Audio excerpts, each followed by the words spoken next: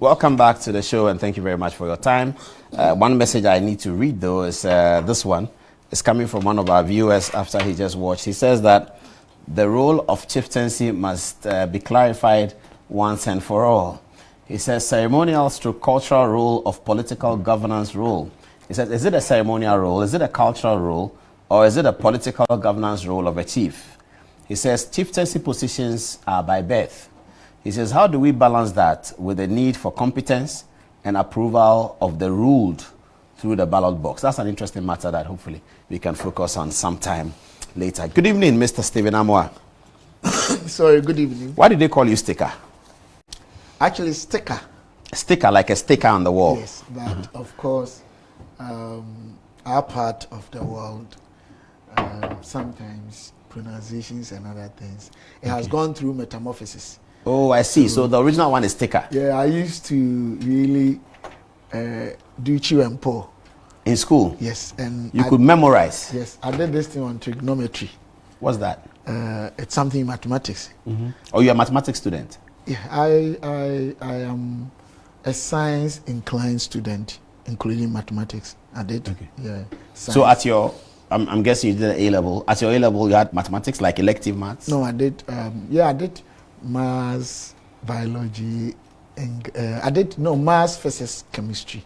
Physics, maths, chemistry. Yeah, okay. But, okay. Before, so that's very mathematical. Yeah, very mathematical. So, and then at the university too, I did computer science. But our time, we did mathematics with the maths student for about 3 years. Oh, 3 whole years? Yes. Of the 4-year program? Yes. That time, I think, I don't know now, but USC was the only school running pure computer science. So you do all the maths with the maths students, and even final year, because my programming wasn't good, so final year I did mathematical economics as an option, and I did masters in strategic financial management. That was finance, and then management. That one you do some maths because you do mathematical finance, and then my PhD too.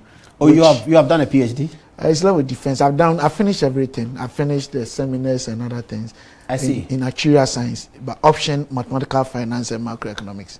That's what that's impressive. Yeah. Actuarial science, the insurance thing. Yeah, but my option was mathematical finance, including macroeconomics. That's impressive. Why are you doing that? Which school are you doing that? KNUST. I'm trying to, Ghana at a certain times. Many a time, treasury bills that is supposed to be risk-free give returns more than risky assets, and that is not done. It's not acceptable anywhere because it means the universal authenticity of all the financial mathematical models for pricing securities and deposits are wrong, because it goes the other way around. Under no circumstance should treasury bill give you returns more than risky assets. I don't understand. What I'm saying is that if you invest in treasury bills... Forgive my illiteracy. No problem. No. In Ghana, sometimes, when you invest in treasury bills, T-bills, it gives you like 22%. Yes. But when you invest in risky, comparable risky assets or securities from the banks, it gives you 14%. But that's because government is borrowing. No.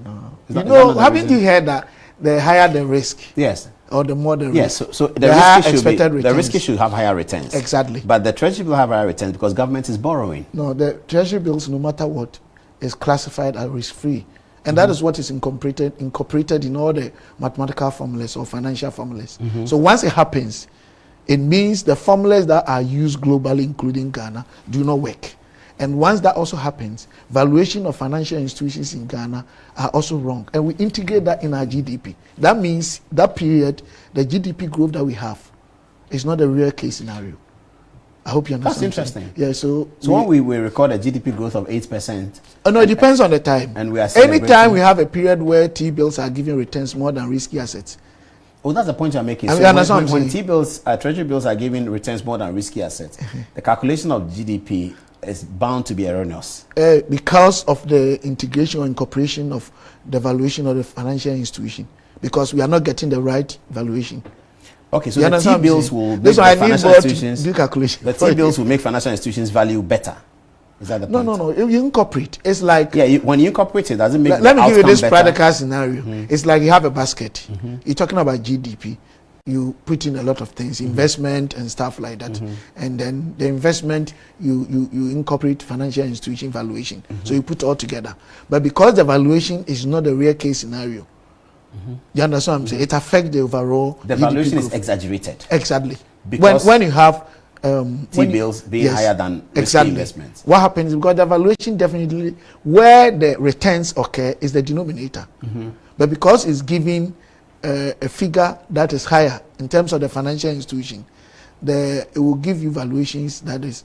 Why is it wrong? Why is it wrong when treasury bill rates and returns are higher? The fact is, if I take risk in investing in a particular asset or portfolio, I have to actually do that.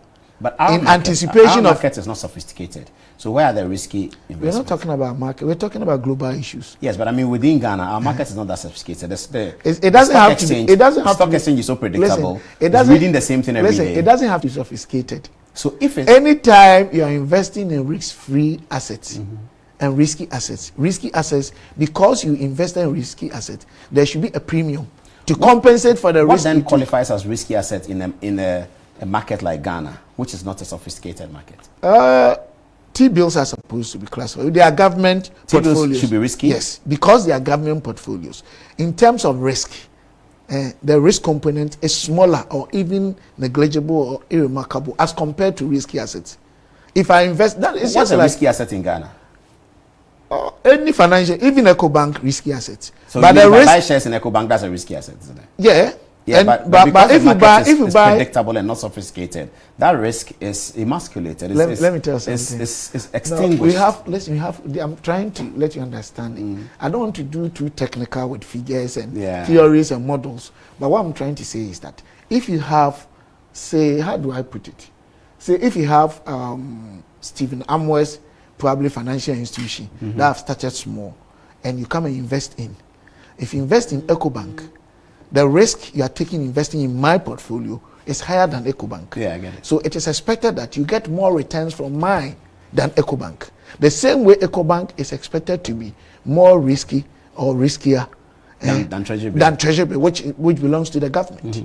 And anywhere in the world, when you're doing the calculations for returns, there's initialization value. That's the returns you get from T-bills plus a premium. I hope you understand what I'm saying. So if anywhere the market is very efficient and is properly run economy, you realize that if I invest in risky asset A and I'm expecting returns, it should be, maybe if T-bill is 10%, it should be 10% plus another company because of the risk I took. You understand what I'm saying? The risk component, the premium to compensate for my risk that I've taken. So the risk-free, that is initialization value, should not be under any circumstance bigger than if you have to do the right thing. The investment bankers and the financial analysts will deal with this one. I've done that. I've run please let them tell me the scoreline of the Real Madrid and Mbappe game, Paris Saint-Germain, so that some people are asking me what the scoreline is on Facebook, and I don't know. Because when we were coming to the studio, I think it was 1-0 in favor of Real Madrid. We don't know the scoreline. Sorry. The game has ended now, so 2-0 in favor of 2-2. That's dramatic. Yeah, okay. I think there are two. Okay, giants. We can show that. Watch out for Metro TV Sports tomorrow. They'll be telling you more about that game. So, Sticker, here we are. There was a news story that broke the other day that you have spent 1.1 million in this matter. I want to ask you to audit 2 million. I want to ask you about that. But your people of the party, your foot soldiers, were particularly excited when you were named as the new Maslock boss. I'm not sure why, because I thought of you as a leading MPP communicator, and so that your strength was going to be around the communications at the presidency especially, or around the communications at the Ministry of Information. But suddenly they said Maslock. I understood Maslock to be a financial institution, and I didn't know all of this, your background. But some of your foot soldiers were particularly excited that if Sika is the one going there, then Maslock will succeed. How did you start? How did you hit the ground running and all that when you got there? Thank you. Because you asked the first question, I'll have to answer. You want that one first? Yes. Okay. Before I answer, I would like to advise Ghanaians that I think it's time we realized the captions and the stories that are found on the net and in newspapers shouldn't be taken as they are. We should go deeper and find out before we comment and insult. You are blaming people. journalists for No, I'm blaming for giving screaming wild headlines. No, it's not. I'm not blaming them. I'm advising people. I'm not even talking about the headlines. I'm talking about people who read the headlines, are easily bought into the headlines and they insult people. I hope you understand what I'm saying. Yeah. Like, oh, you're this, you're a thief, you've done that. I mean, in the first place, it is never true that 1.1 million has been spent on auditing issue whose value is about 2 million. That is not true. It is incorrect. The total amount involved is about 150 million. Total amount involved in the yes, the it's audit. over 150 million. 150 million what? What has happened? Ghana cedis. Is it embezzled? Has it been No. embezzled? But in fact, the audit actually covers 209 January to March 2017. Oh, the Maslow has not had an audit since then. No, it doesn't. They did one which was not forensic, not that comprehensive, because there were a lot of issues. Yeah. You understand what I'm saying? So you're doing a full audit of Maslow activities. Forensic audit. Financial activities of Maslow from 2009 yes. to March 2017. Yes. And the total amount spent within that period. Not like issues that were being audited. There Okay, are so some of them. so the suspicion, if I can call it that. When you're auditing, it's not just a suspicion. Okay. You are auditing financial statements from 2009 to So you're auditing everything. 2017. So the entire portfolio, Exactly. the value of the money that has been transacted. No, the issues that they were actually, Isolated. Yes, they were Issues working that on. were isolated For by the instance, auditors. financial statement will have to be audited, whether it reflects the GAAP or the financial standards of the world in terms of presentation. Yeah. They also whether they also reflect the actual activity or materiality, and also whether there was adherence to compliance, internal control systems, and other legal components. These were done. And so you have a loan portfolio or debt portfolio of over 67 million. Debt portfolio. Yeah, That yes, is the portfolio. money people are taking from Yes, Maslow that they are not paid yes, back. Exactly. 67 So million. they were over that, more than that. Okay. And then they also audited these vehicle issues. You remember the Yeah, GPR Maslow team? vehicles, That yeah. was over 62 million. It was about 62 million over here, thereabout. And then there was an issue that was also about 2,044,700 and I think 80 or 50. There was another issue that was about 93,412. So there were plenty, and they did nationwide. They did head office, and then the 10 regional offices. So if people are lying about these things, it's very. But is funny. it true that it cost 1.1 million for their fees? For- Not that it's excessive, but I'm just asking whether the figure is correct. Yeah, let me tell you. Yes, 1.1, and Okay. that forms about 0.7 or 0.8% Of the amount of money they It's were even auditing. less than 1%. Of the money they were auditing. Exactly. Okay. So it's something. What is the that- standard in the market? If you're auditing, what's the standard? Like lawyers receive 5% if it's above 100 million, 10% You if see, it's below. lawyers even takes 5%. Yeah, within a certain range. The Ghana Bar Association approves that. Normally, the standard. Sometimes they charge per hour. The standard Don't they one charge is 300. upon the money they're I'm saying- auditing? Yeah, some do. It depends. Some do percentages. Okay. I don't have the standard figure. Some also do per hour. Hour they charge. The standard is I think $300 per hour. Per hour of this work Yes. will be a lot of hours. You understand what I'm saying? So people don't know. So it's never true that it was 1.1 chasing just 2 million. Then it means 1.1 chasing over 150 million that was being audited. And normally you don't audit simply because of the figure. Audit is done to make sure that going forward we don't lose money. So just you're like that. auditing and putting systems in place at the same time. Exactly. Okay. And apart from that, they were commissioned by Yoko. The auditors? Exactly. They were commissioned. The letter, everything is there. And the Yoko stated, they gave guidelines as to what should be done, and we are supposed to pay. And Yoko is like a high court. You know something about me. I'm not perfect. But if I tell you that when I came, this is not about the court case, so I can speak about it. Per diem, and I'm not condemning my predecessor because she was taken. It was a policy that was agreed by then, maybe by the board then, that when she travels outside the country? when the CEO, I Or will even outside say my Ghana? previous, no, outside Greater Accra, per diem was about 5,000 a day, Hey, excluding say transportation. that again. 5,000 a day. 5,000 Ghana cedis a day. Excluding, yeah, At transportation. that time, 5,000 was about $1,700. You know something? Per day. Yes. So she travels Excluding 10 days. I'm not saying she was doing that. Or she travels. Yes, 10 that days. was the policy for CU. When I came, go and check what I did. What did you do? For myself. Even, I never knew I didn't have the right to change it. And then I changed it at once. My first going around the whole Ghana, all the 10 regions, I was taking 300 a day, excluding transportation. Why did you change it? I thought it was too much. Why do you think it was too much? 5,000 cedis to me, for the it's too much. chief executive per day, taking 5,000. Taking the risk going to all over the country. Maybe Ghana is a long country. Let's go into the main issue, because there's a fact. Why do I have to take that? To me. So right now, what do you think? What was the standard now? Oh, the board came. They've made it. I think it's about 2,000 or so. So you take 2,000 now. I think 2,000. So if you do 10 days, you have 20,000, which is fair. Well, you understand? And you think 5,000 is excessive. So you know what? I'm entitled to business class. That is when you're traveling outside the country? Yes. Not until the board came. Outside the country, going to do something that is for the country, not for yourself. Related to Maslow. Maslow, yes. I never ever took business class. Because I saw the difference was sometimes $5,000. Difference between what and what? Business class, first class, and the economy. So I was taking economy. Even from here to Australia, 24-hour flight, I took economy. The point I want to drum home is that it's not everybody. But that's populist, isn't it? That's populist. That's what you think. Is that not populist? What I'm saying, no. We have Why are you doing that? I'm saying that I think state resources must be prudently managed. That is me. So has the board upgraded that as well? No, when they came, they said, I can't do that. It's not within my own discretion. It's not about yourself. It's about the organization. So my last trip, yes, I did. But what I'm saying is... your last trip, you were in business? Yes. Did you enjoy it? Oh, the first time I took, surprisingly, coincidentally, from, I think, Dubai to Australia or something. I was lucky and I had that chance. That was my first time. I used to travel before university. I never took business But did you enjoy it? Would you like to keep it? Oh, but if I have money, now I'm strong and energetic, I will not. But if you are 65? Yeah, if you're 60 going, I think, because if you're traveling, your health condition. The point I'm making is that it's not everybody that is interested in corruption. I can make mistakes, yes.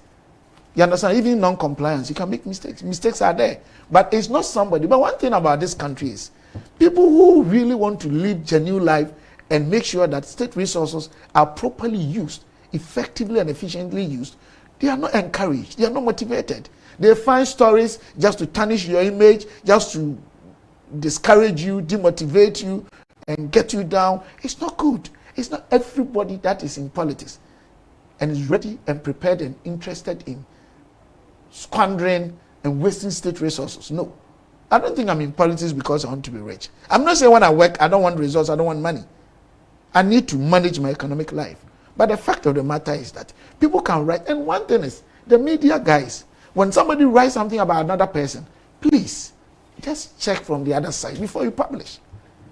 A time may come, people will not go to court. They also resort to other alternatives. Like beating? I don't know. I would never support anybody beating a media man. That is uncool. That is to me colloquial. It's primitive. It's not right. We need to respect human lives. But you're saying people will take to other means. We have different people, and things are changing. Because if you use people have different temperaments. Listen, if you use paper and console and pen to destroy somebody's life, it can lead to his death. Yes. People can go through trauma and die. Yeah. The family will suffer. And you hear something about Paul Adom-Otchere, and you not ask Paul Adom-Otchere's side, investigate and know the truth, and you just publish. What are you trying to do?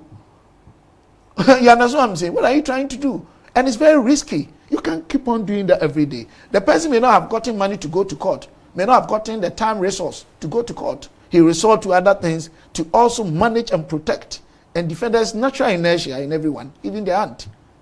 You know natural inertia? Yes. Yes. The inbuilt, the inherent, that instinctive the defensive mechanism. Exactly. So I'm begging, we need to live in a society that we all do our part right to collectively derive the needed synergies and build this country. Because one thing that is destroying the continent Africa, to me, is corruption.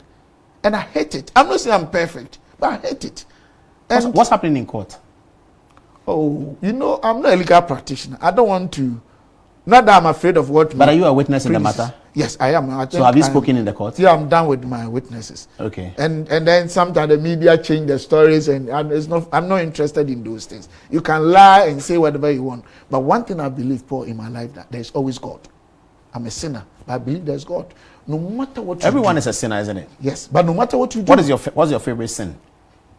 Why do you want to ask this? Your pet sin. You said you're a sinner. Why do you want to ask You don't have this? to answer it. We can go on without it. I think that I wouldn't want to talk about But it. I'm not remembering your pet sin is making you laugh. I'm not. So I'm wondering what the pet sin is that You know is what? making you laugh. I'm not perfect. I don't know whether you and I have the same pet sin. I hope it's not the same. I don't know yours. Neither do I know But I'm yours. not perfect. Okay. But I'm somebody. But you can't tell us your pet I'm somebody I believe strongly in God. Everything about me is about God. I'm telling you, I believe. People think there is no God, but I mean, it works for me. Practically, I've had encounter with God. I've experienced God. I mean, that is me. I'm telling you. You pay your tithe? When sometimes I make mistake in paying, and sometimes I don't pay. I'm being honest with you. But you want to pay. Your desire is to pay. Yeah. I really want to pay. Okay. I spend and help God's work. But tithe sometimes, I don't know. I'm of the view that some of us that are having monthly salaries, they should let us sign postdated checks. For the tithe? Yeah, because politics, by the time you realize, Paul, all the money is gone even before you go. The constituency has come for it. Not just the constituency, the entire nation. You have friends, you have people are in need. You know, greater number of the people are at the bottom of the social stratification. They don't really have enough. And we need to help. I'm a benevolent, to those who know me. I can't see people suffering, I keep my money. Sometimes I spend, and me, myself, I don't have money. So these Your are wife the doesn't things. complain? I'm not married. Oh, you are not married? Why you, please? Oh, no, sorry about that. It doesn't matter. You're not married? Oh, that's interesting. No, I'm not married. Are you dating? Yes. Okay, so you're going to get married soon? Yes. Okay, so we'll all be at the wedding? Yes. It will be a Christian wedding? Of course. I'm a Christian. Okay, let's move on with Maslog. But I'm not perfect. Forgive my Why do you want to external go and into extraneous all activities these? and asking all of those questions. It's just to keep you awake a little bit so that you don't sleep, because we have important matters we are coming to. Now, tell me, how many women have you given loans to at Maslog in terms of man-woman relationship? We've done, I don't have the figure, but we've done about, because it's ongoing, it's a process. Sometimes you quote one figure, the next day it goes up. Yeah. But at present, we've But done you submitted almost- something to Parliament, which I've seen. Yeah, that was about 60-something Okay, so thousand. 60. But now, when we check, the latest 63,000. one is over 70. You've given 70,000 people As loans of now, yes. And since you took over. yeah, about 73% constitute women. Oh, that's impressive. And you know the president's policy was 50%. Yeah. And yeah. we have to make sure that we attain that and even beyond. So of the 70,000, 73% of them are women. Yes. Which region have you given the most? Do you know? I must be frank. I You think don't know. Ashanti region. Ashanti region. You give Yes, Ashanti region I the think most. so, yes. In But terms that's not because in you terms want of to be an cash, MP in there. terms of cash, but in terms of vehicle cars, I think it's Northern and Greater Accra. Oh, in terms of vehicles. Cars, yes. Northern and region, Greater, but cash Greater you give in. Cash, So yes. how does Maslog operate? So if I'm a young man, I finish university, is Maslog important to me? Very. You know something? Let me say. What's the that full name of Maslog? Microfinance and Small Loan Center People don't know that. Microfinance and Small Loans and Center. Small Loan Center. So it's almost like a bank. Yeah, it's a bank. It's a bank that takes What care license level? Is it Microfinance. Microfinance license level, okay. But it belongs to government? Yes. 100%? Yes. Okay. And you ask me how important it is. Trust me, in any developing economy, it's supposed to be the most important institution. Do you know why? I want to be as practical as possible, so I wouldn't use a lot of terminologies. Forgive me. Have you asked yourself, why is it that when NDC and NPP are in power and they tout themselves, their achievements, the macroeconomic indicator, the primary macro indicators, inflationary rate, this and that, what is one thing that most of the times Ghanaians say? We don't have money in our pocket. Thank you. Have we found out why? You know, most of the times we are not able to solve our problems on the continent because these things just go. We don't research. We don't find out how do we solve those problems. The fact is that greater part of our market is the defensive type. All over the world, we have two main categories of market. We have the defensive and the aggressive. In finance or investment, we call something systematic risk index. that determines the correlation between your market, how the companies grow, and how the economy grows. When your market is basically or profoundly or predominantly defensive, the systematic risk index is less than 1. And what it means is that when the economy moves 10%, they move sluggishly, they don't move at all. So when even the economy at the bigger picture is doing very well, because our market is the defensive type, and we move slowly towards that, people don't feel it readily. It takes a long time. And most of the financial institutions are the aggressive type in Ghanaian context, maybe elsewhere or not. And these SMEs that constitute the defensive type, they form about 90 to 95% of our market. So they are the predominant, they are the majority. And because they don't have very strong correlation with the economic growth or performance, when the economy is doing well, they don't move on with them the same pace. And the big companies or the large companies, they have access to the funds and the loans from these orthodox or traditional banks, i.e. EcoBank, Barclays Bank, and co. These SMEs, they don't. So for any leader or any government to ensure that the macroeconomic indicators, the people readily feel it, that leader should be able to make sure that the leader institutionalize departments or bodies or organizations that would directly deal with the SMEs. And that is why Maslow was set up the year 2006 by the NPP administration, to make sure that the SMEs and the entrepreneurs and individual businesses and co can access funds directly. Because personally, my master's research, I did the equity gap between small and large companies in accessing funds in Ghana. And you realize that the small companies, they have problems with capital or credit. But the large companies, they can access easily because the requirements from the big banks, very difficult for the small banks. And if your market is about 95% of the SMEs, you need to have institutions that are effectively running to take care of them. So Maslow should have been the most important institution in Ghana in terms of the financial institutions. How many market women can access funds from the big banks, EcoBank and co, and even commercial banks? So Maslow should be expanded, shouldn't it? Exactly, and properly run. Unfortunately, so what's the source of funding for Maslow? Taxpayers' money. State fund, yes. And it's been one of my long-term goals that a few years to come, we should be able to revolve our fund. I hope you understand what I'm saying. We should be able, it's still undergoing restructuring. Because Maslow, for me, it was set up, yes, with good intention. But in my opinion, the appraiser or investment appraiser that was supposed to go into it, in my opinion, no. You know, was entering election year, 2007, 2008. So the politics took care of it. And then the NDC's 8 years, in my opinion, they worsened the situation. But another said, no, let's restructure Maslow. And how can you? It's MFI, microfinancial institution. And they have key performance parameters, i.e. the structure. Even the structure, you're talking about administrative, and you're talking about organograms, structural organogram, functional organogram. Then you're talking about funds availability. And then you talk about disbursement procedures, and then recovery, then management of your excess liquidity. And then 21st century, inevitably, you need automated system, integrated ICT system. So we decided to restructure in accordance with the president's vision or aim to restructure state institutions. Remember, Obama said something, that Ghana needs institutions. Strong institutions. Strong institutions, remember, yes. And I think most of these things, almost everybody knows that our institutions sometimes are very weak. And that is the problem on the continent of Africa. So Akufo-Addo's main vision or intention is to make sure that let us build institutions that will not just take care of today's generation, but posterity and the next generation to come. And that was my focus, me and my team, me and my deputies and my management and the staff. And trust me, within about 2.5 years to 3 years, Maslow, we've had about 3 international awards. And when we had national award, people were like, oh, they think it was, I didn't even know any of them. Because if you really understand how financial institutions are run, we've done a lot. And the president has supported us a lot. In fact, within about a year, the president has committed more than 100 million into Maslow. I mean, the government paid for the GPL2 buses, over 60 million.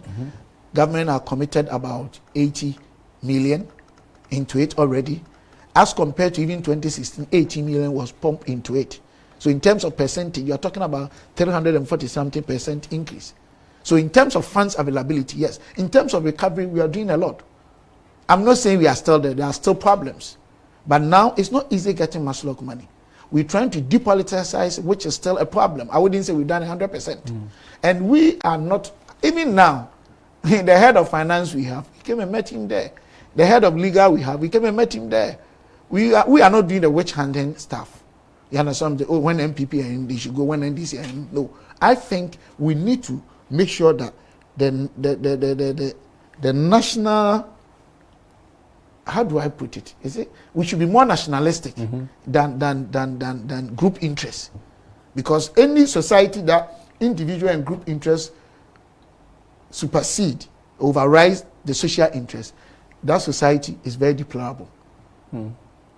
It doesn't head of legal. I know him. So say hello to him. I know him. Carlos D'Souza. Yeah, He's a friend of mine. I think now that he's leaving, he himself. Oh, he's leaving eventually. Yeah, because when you work in an institution and you are practicing, sometimes it's very difficult. Yeah, he's practicing law. Yeah, it's very difficult. Not that he's done anything bad, but what I'm trying to say is that within 2 years we have about 216 district offices. Not all of them are functioning fully now because we aren't having money. We are putting our staff on the NAPCO. So we've started and we are working hard to get them properly run and restructured. Have you put in a system to recover the money? That's the most important. That's my last question. Recovery. First thing is the requirement processes. You understand what I'm saying? How the loan is given out. If you fail to make sure they meet the requirements, you're in trouble. And now we are very strict. It's even making me have problems with some of the party people. Because they think, oh, MPP is there. When I need money, just give. No. The loans are for Ghanaians. All MPP members are Ghanaians, so they qualify. NDC, they qualify. But you need to meet the requirement. Once you're able to do that, the person in any way is bonded. So we are making recovery. It hasn't been too easy. And it's going to be more efficient because very soon we are going to go fully automated. Very, very soon we are going to Maslok beneficiaries are going to be issued GH cards that they can even operate and get money from the ATMs. We are going to use POS, points of sales, those things. And then we can send money to your phone. You can pay money back to us with your phone. So even turnaround time, that is the period between your application and then you being given your money, is going to be shortened because we have introduced a lot of new paradigm shifts in terms of our operations to reduce the critical activity path so that won't be that too long. And that also help us to embark on effective monitoring and evaluation. Even what are you using our money for? We can track it once the system is in place. We are about 98% completion. So once we're able to finish all these things, even if you take our money for particular project, I can track from my office if the money in terms of the dimensionality, how you are using them for the various or components along the value chain, I can track and see, no, our monies are being abused. What can we do? Maybe we stop. You can't take money from the account. If we want to get you, because of the biometric nature of our processes and the automated system, we can easily get. So basically, we want to properly restructure Maslok. We want Maslok to become like commercial bank that is run efficiently to take care of the SMEs. And Maslok is not enough. Per the reason I gave, we need to concentrate more on this. Most microfinancial institutions, they start performing well at the embryonic stage, but how many of them last? But have you asked yourself that since independence, how many Ghanaian-owned companies still exist? Yeah, we've been talking about that on this program sometimes. How many? Yeah, they're gone. The problem is not all the time the systematic risk factors. It is the answer, company-specific risk factors. And we don't want to go in there. Every day it's about NDC and PP, the economy is bad, taxes are this. I'm not saying they are not part, but the companies themselves, how do they run their companies? Are they really having strong institutions? Who are taking care of? Cinderella syndrome is collapsing most of the companies. The banks issues that we were talking about, yes, systems could play a role, but the bank managers themselves and the owners themselves, probably, who play the interface role? Who was the operations manager? Who was the credit manager? How was the person actually recruited? What process? Did the person really have the requisite knowledge? Or out of Cinderella syndrome? You know the Cinderella story? No. Oh, when we were kids, we read this book about Cinderella. Yeah. It may tell me, but when they got into the house that she was, and they wanted to try the harper on the ladies there, they hit Cinderella and locked her. Yes. In Ghana, they talk about square pegs in round holes. Yes. That is what is happening in Africa. In Africa, our problem is not about resources. Look at Ghana. We have forest, semi-forest, savanna, semi-savanna, coastal belt. Each of these segments is widely endowed with precious minerals, natural resources, different kinds of wood, timber, different kinds of minerals. We have salt and coal, we have cocoa, cashew, we have all of them. But even wood, we import. Because wood, it doesn't require complex value chain. The problem is that who is put in place to take care of that area? What do we do? So my intention is to make sure that we can have an institution that at least for once, it wouldn't behave like any other institution in Ghana, but it will survive. My problem is sustainability. And we are able to achieve what we have been able to achieve. We are not there yet because I think the motivation from the president.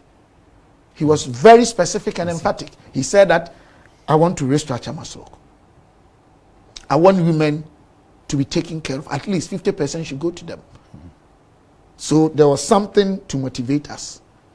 And if I tell you that even as CEO, I check toilet rooms whether there are tissues or we have tissue or not, you believe me.